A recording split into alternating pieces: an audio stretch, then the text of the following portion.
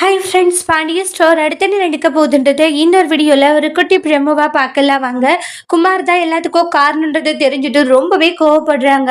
அரிசி அழுதுகிட்டே உள்ளார போயிடுவாங்க. இங்கே வந்து குமார் கிட்ட பயங்கரமாக சண்டை போடுறாங்க.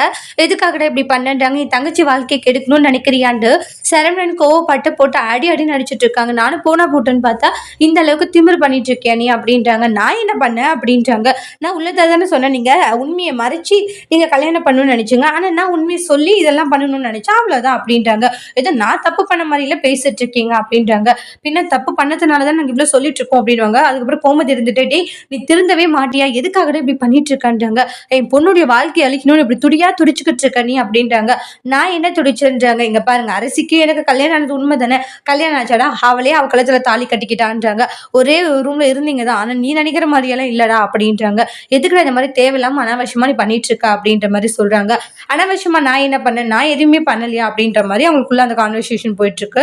அதுக்கு அடுத்ததான் பாத்தீங்கன்னா நம்ம பாண்டியன் எடுத்துட்டு எல்லாம் திருந்தவே மாட்டேன் இல்ல, எதுக்காக இப்படி கஷ்டத்துக்கு மேல கஷ்டத்தை எங்க குடும்பத்துக்கு கொடுத்துட்டு இருக்கேன்னு பாண்டியன் சொல்லிட்டு இருக்காங்க.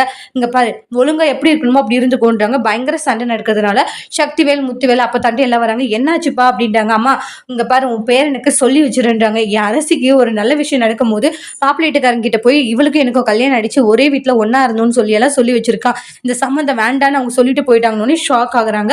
உடனே அப்பதா இருந்துட்டு, டே குமார் நீ அப்படியே பண்ணன்றாங்க. ஆமா அப்பதா, அதுதான் உண்மைன்றாங்க. ஏன்டா அப்படி பண்ண, அந்த புள்ளைக்கு நல்லது நடக்கிறது உனக்கு பிடிக்கலையான்றாங்க. உனக்கு ஒரு கல்யாணம் அடிச்சு அது சந்தோஷமா ஏத்துட்டு வாழ்ற வழி இல்லாம ஏன்டா இந்த பொண்ணோட வாழ்க்கையில இப்படி விளையாடிக்கிட்டு இருக்க நீ அப்படின்றாங்க. குமார் நீ பண்ணிட்டு இருக்கிறது சுத்தமாவே சரியில்லடா அப்படின்ட்டு கோவப்பட்டு பயங்கரமா சண்டை போடுறாங்க. நான் அப்படிதான் பண்ணுவேன்னு சொல்லிட்டு ரொம்ப திமிரா பேசவும் பாண்டியன் குடும்பத்துல எல்லாருமே ஷாக் ஆகுறாங்க. அதோட இந்த ப்ரமோவை முடிச்சிருக்காங்க. தேங்க்யூ.